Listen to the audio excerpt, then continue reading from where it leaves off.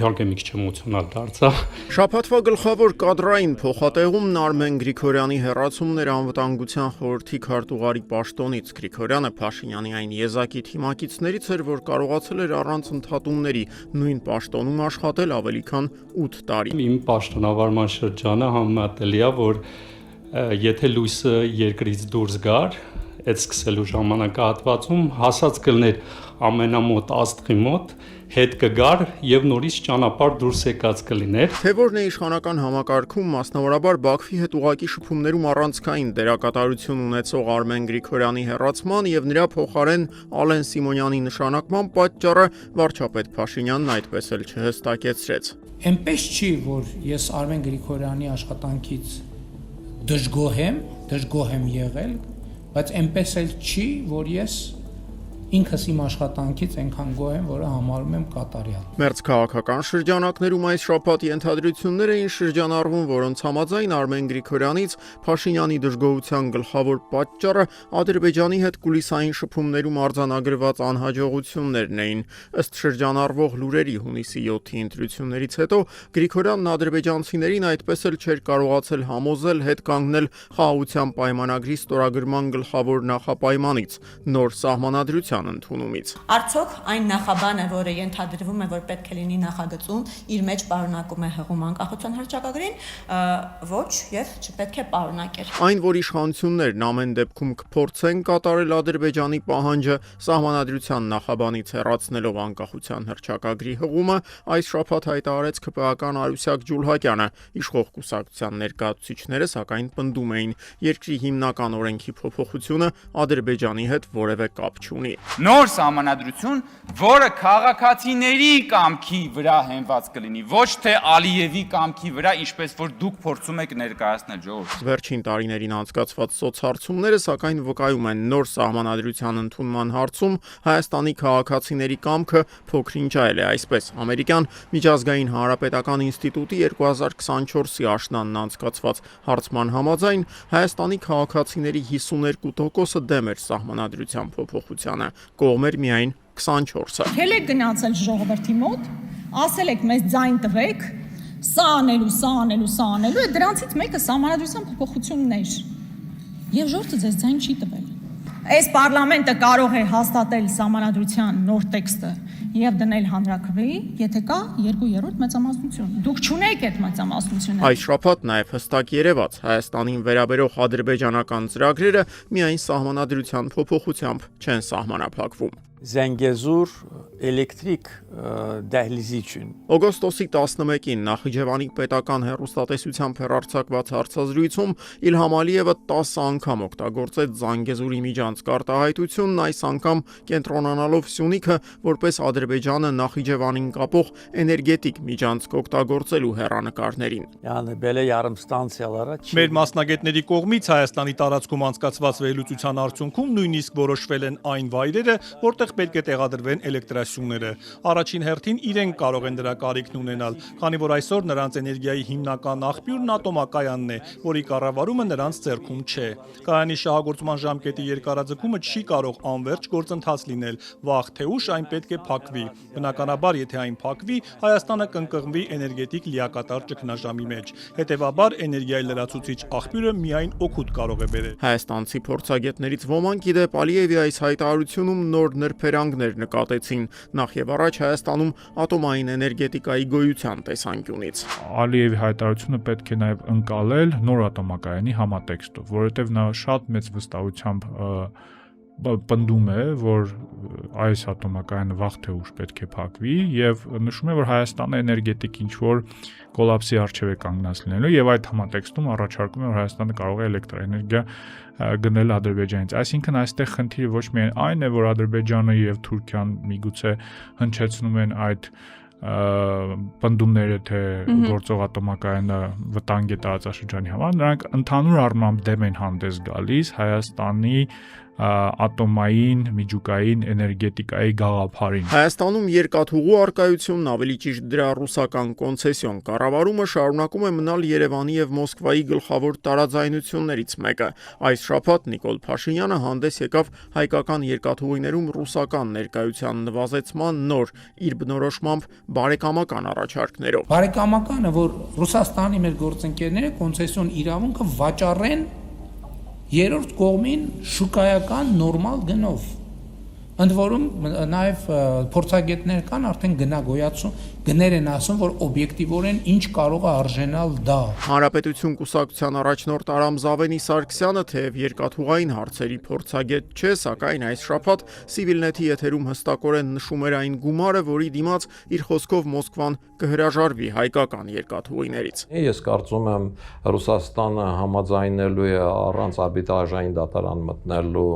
մոտավորապես 120-ից 150 միլիոն դոլար վերցնելով։ Ռուսական կողմը սակայն դեռ հուլիսի վերջին էր նշել փոխհատուցման այն ծավալը, որ կպահանջի Երևանից կոնցեսիոն պայմանագրի միակողմանի խզման դեպքում։ Ռուսական երկաթուղիների ղեկավար Օլեգ Բելազյովի նշած թիվը մոտ 3 անգամ գերազանցում էր Արամ Զավենի Սարգսյանի հիշատակածին։ Ռուսական երկաթուղիներն իրավունք ունի հետ պահանջել այն ներդրումները, որոնք կատարվել են Հայաստանի երկաթուղային ցանցում 2008-ից 2025 թվականներին։ Դրանց ընդհանուր ծավալը կազմում է 396 միլիոն 300 հազար դոլար։ Հայ-ռուսական հարաբերություններն այս շաբաթ պարբերաբար նաև խորհրդարանական քննարկումների թեմա էին դառնում։ Դրանց ընթացքում ռուսական պատժամիջոցների հետևանքով ծագած իրավիճակի ամենադիպուկ բնութագրումը տվեց Հայաստան խմբակցության անդամ Սևակ Խաչատրյանը։ Մենք չենք կարող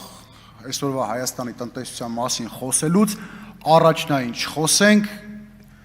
Հայաստան, ԵԱՏՄ մասնավորապես Ռուսաստանի Դաշնության հարաբերությունների մասին, տնտեսական հարաբերությունների մասին, որը վերջին ամիսներին պարզապես ոչ թե կատաստրոֆիկ վիճակում է, պարզապես գոյություն չունի։ Այս շաբաթ ազգային ժողովի ամբիոնից հնչած գլխավոր ելույթի հեղինակը սակայն ուժեղ Հայաստան խմբակցության անդամ Էդգար Ղազարյանն էր։ Սա է այս իշխանության դեմքը։ Պատերազմ, զոհեր, կորուստներ եւ պարգևավճարներ։ Իսկ երբ հարցնում են պատգամավորին, թե քերին ոնց է, նա ուրախությամբ պատասխանում է, որ փառք Աստծո, լավ է քերին, բայց իմ քերին չի կարա լավ լինի, որովհետև նրա անվանակից թորնիկը Աղաջան Ջանոյանը, որի մկրտության կնքահայրն եմ ես, Մխիթար Հերացու անվան պետական բժշկական համալսարանի առաջի կուրսի ուսանող զոհվել այդ պատերազմում։ Մենք լավ կլինեինք, եթե Աղաջան Ջանոյանը դառնար իր երազանքի ռազմական բժիշկը եւ փրկեր մեր զինվորների կյանքը, որը դուք սրիկայաբար փորձում եք շահարկել այստեղ։ Սխալ կլիներ պնդել, թե Ղազարյանի այս ելույթն իր տոնայնությամբ ու բառամթերքով ավելի կոշտ էր, քան նախորդ օրերին այդ նույն ամբիոնից հնչեցված բազմաթիվ այլ հայտարարությունները, նախ եւ առաջ քաղաքացիական պայմանագիր խմբակցության որոշ անդամների կատարմամբ։ Չնայած դրան, սրիկայաբար բառը իշխող կուսակցության անդամների համար Ղազարյանից հաշիվ պահանջելու հարմար պատրվակ դարձավ։ Բարեկրթության շուրջ ձեռք բերված մեր պայմանավորվածությունը քանդման եզրին է, ինչպես նաև քանդման եզրին է պարոն Էդգար Ղազարյանի այս դահլիճում գտնվելու հարմարավետ պայմանների ապահովման գործընթացը։ Իսկապես ուզում եմ հասկանալ ինչ նախնդիրը։ Խնդիրը բառի մեջ է, սրիկայաբար բառն է եղել խնդիրը, թե մնացած մեղադրանքը։ Իսկապես չհասկացա, որտեվ մնացած մասով բոլորը շատ լավ գիտեք ընդդիմության ու առավել եւս մեր մոտեցումները, երբ որ մենք կոնկրետ զոհերի մեջ, պատերազմի մեջ, գոնե այդքան զոհ ունենալու մեջ մեղադրում են քաղաքացիական պայմանագրին եւ սա գաղտնիք չի։ Այս շաբաթ ծագած ներխորհրդարանական լարվածության պատճառը սակայն միայն Էդգար Ղազարյանի ելույթները չէին։ Իրավիճակը լարվում էր նաև մինչև ուժեղ Հայաստանի падգամավորի աղմկահարույց ելույթը, երբ քաղ պայմանագրի անդամները, որոնք նախընտրական շրջանում գերադասում էին բառ անգամ չասել ամենայն հայոց կաթողիկոսի մասին, սկսում էին հիշատակել նրա ավազանի անունը։ Իսկ այս Կտրիշ Ներսիսյանին որպես կաթողիկոս ընտրել եք, Եվ եթե նոր խորհրդանի աշխատանքի մեկնարկին միայն ԿՊԱ-կան Տարոն Չախոյանն էր խորհրդանի ամբիոնից հնչեցնում Գարեգին երկրորդի ավազանի անունն, ապա հետագայում նրան միացան իր կուսակիցներից եւս մի քանիսը։ Այս շաբաթ Հայ առաքելական եկեղեցու 132-րդ հովվապետի մասին ակնհայտ անհարգալից տոնով էր խոսում օրինակ ընդամենը մի քանի տարում կադաստրի կոմիտեի տեղեկատվության բաժնի պայմանագրային աշխատողից ազգային ժողովի падգամավորի դիրքին հասած Սոնա Ղազարյանը։ Կտրիչ Ներսիսյանը ունի զավակ, եւ դա իրանց համար ընդունելի է։ Ղազարյանից հետ չէր մնում նաեւ վետերան ԿՊԱ-կան Արփի Դավոյանը, որի հայրենի Ստեփանավանում ի դեպ իշխող կուսակցությունը հունիսի 7-ին ծանր պարտություն էր կրել։ Կտրիչ Ներսիսյան ասել է ստորադասել եք հոգեվորականի կուսակրոնության ուխտը խախտելու եւ զավակ ունենալու։ Եվ եթե Գարեգին երկրորդի ավազանի անունը հնչեցնելու ժամանակ ընդդիմադիրներն էին սկսում հարվածել սեղաններին, ապա քիչ անց իշխող կուսակցության падգամավորները սկսեցին նույնն անել արդեն կաթողիկոս բառը լսելուն պես։ Քաղաքացիական պայմանագիրը անցալով Ռուբեն Ռուբինյանի թեմայի մեջ մնալու կոչին քննարկում էր կաթողիկոսի հետ կապված հարցը։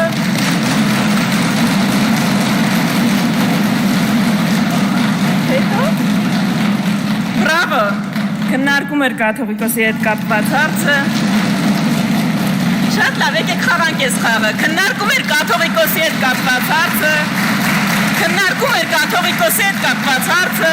Ամենայն հայոց կաթողիկոսը Գարեգին երկրորդն է։ Դմդմփու արեք կաթողիկոսի անունը լսելուց, դա է մակարդակը։ Հանուն արդարության պետք է նշել, որ այս հարցում քաղաքացիական պայմանագրի 64 հոգանոց խմբակցությունն այնքան էլ միատար չէր։ Իշխանական падգամավորներից առնվազն երկուսը Անդրանիկ Քոչարյանն ու Սասուն Միքայելյանը Գարեգին երկրորդի անունը լսելիս ինքնատիրապետումը չէին կորցնում։